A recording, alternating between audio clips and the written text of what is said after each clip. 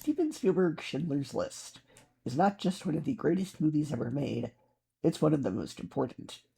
This is not a movie you enjoy in the traditional sense. It's emotionally exhausting, horrifying, and deeply painful to sit through. But that's exactly why it matters. Some films exist to entertain. This one exists to confront humanity with one of the darkest chapters in history and make sure we never forget it. What makes the film even more powerful is the timing of its release. World War II had ended less than 50 years before this movie came out in 1993. That sounds distant to younger generations now, but at the time the wounds of the Holocaust were still incredibly fresh. Many survivors were still alive. Many people still carried trauma they didn't even want to speak about publicly. There were people who wanted to move on, to stop talking about it, or to sanitize history because the truth was too uncomfortable. Spielberg refused to let that happen, and this story was personal for him. Spielberg is Jewish. These are his people and heritage. You can feel that passion and pain in every frame of this movie. He directs it with a level of reverence and honesty that goes far beyond simply making a prestige drama. This feels like a filmmaker carrying the weight of history on his shoulders. The black and white cinematography gives the film a documentary like realism, almost making it feel less like a Hollywood movie and more like actual historical footage. It removes glamour from the story. There's nothing stylish or exciting about the violence here. It's cold, cruel, and disturbingly matter of fact, which somehow makes it even harder to watch. And Liam Neeson delivers what I honestly believe is the greatest performance of his career as Oskar Schindler. What makes Schindler such a fascinating character is that he doesn't start as a hero. At the beginning of the movie, he's opportunistic, charming, and motivated largely by profit. He sees the war as a business opportunity. He likes his luxury and status. He likes being connected to powerful people. In another movie, a character like this might remain selfish all the way through.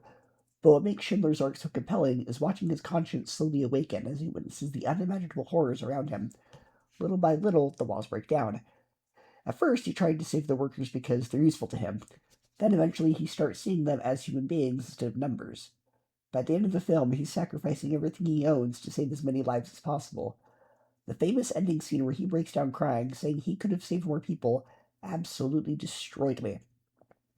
Neeson plays the transformation so naturally that it never feels forced or overly dramatic. It feels human.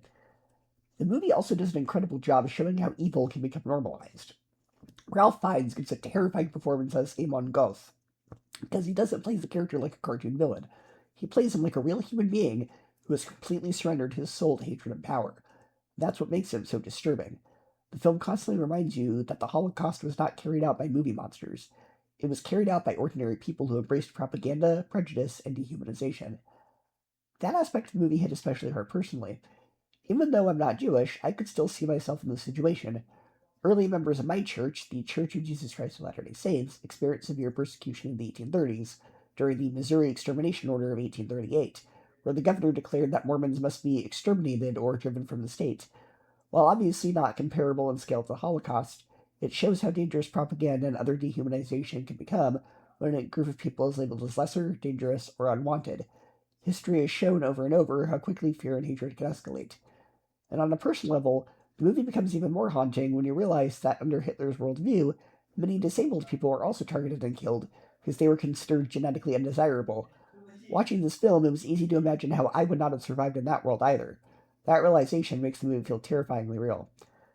Another thing that makes the film historically significant is how it was later presented on television. Spielberg insisted that when it aired on network TV, it remained unedited despite how it would get a TV mature. That was groundbreaking at the time, and the movie aired without commercials because interrupting a story like this with advertisements would have felt disrespectful and wrong. Spielberg understood that sanitizing the violence, nudity, or horror would sanitize history itself. If audiences are too comfortable watching a Holocaust movie, the movie has failed. That's ultimately why Schindler's List endures. It's not meant to be an easy watch. It's meant to leave scars. It forces viewers to confront what hatred, prejudice, propaganda, and indifference can lead to when humanity loses its moral compass. It reminds us that evil thrives when people look away. This is absolutely essential viewing, not because it's fun, but because it matters. It's one of the few films I would call required viewing. At the same time, it's also a movie I honestly never want to watch again, because the subject matter is so emotionally devastating. Very few films hit this hard. For me, it gets a very well-deserved A+, 10 out of 10, and 5 out of 5 stars.